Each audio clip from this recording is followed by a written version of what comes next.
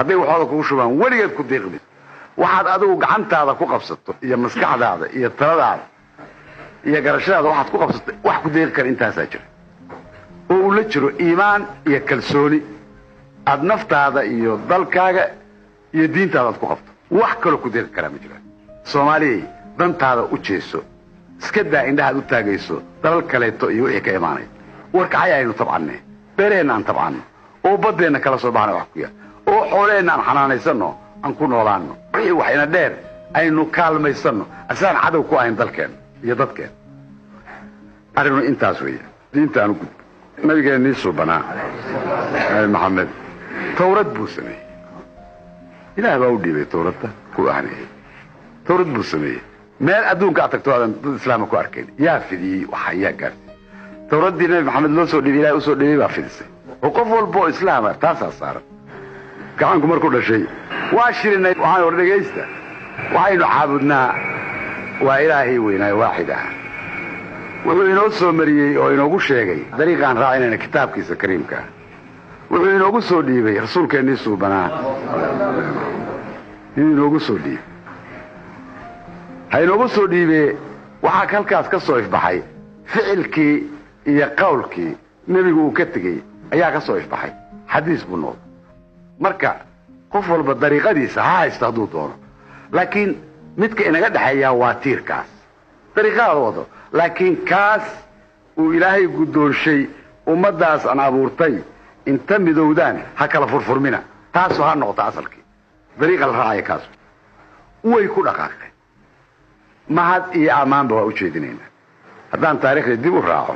culimmadii la tirinaayey ama tawriyiintii la tirinaya magacyadooda waxay ahayn kuwii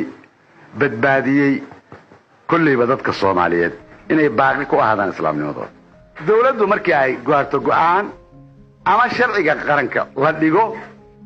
fuliyayaal bay u baahantay de fuliyayaalkii adinka weeyaan waacidiinta weeyaan dariiqooyinka weeyaan madaxda masaajidka weeyaan iyagaa la rabaa inay fuliyaan iyagiiyo wasaaraddooda yaa mas-uuliyadda dul saaran dagaalka labaad waxa weeyaan midka dhaqaalaha ah waad ogtihiin maciishadu meesha ay sii marayso haddaynaan annagu inta marada dhexda ku xidhanno adkaysanno aynaan tabcinna weligaan ka bixi mayno gun iyo gacan horsi baan u dhammaanaynaa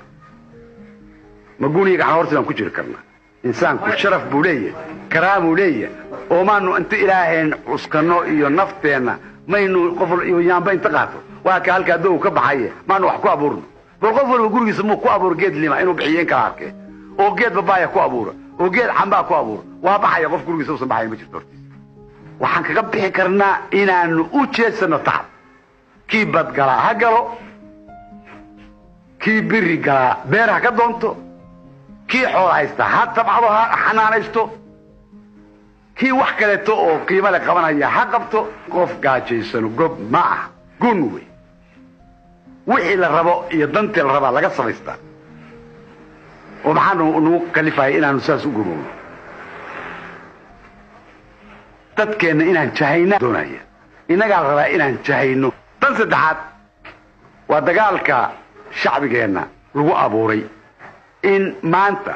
16 sano kadib oo dulligii foosh xumaa aynu ka soo baxnay dad ahaan iyo qaran ahaanba haddana la doonaya dib in loogu celiyo qabiilkii xumaa oo isticmaar ka dambeeyo waa isticmaarka xabashida waxaa loo baahanya ummadeenna inaynu hanuunino oo culimadiinaan waaweyno weliba aad marada dhexda ugu xirataan ayaa loo baahanya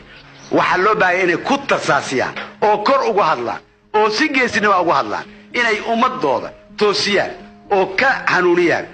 dariiqa jahannamka ah dariiqa muslimka inay ku leexiyaan wasalaamu calaykum waraxmatullahi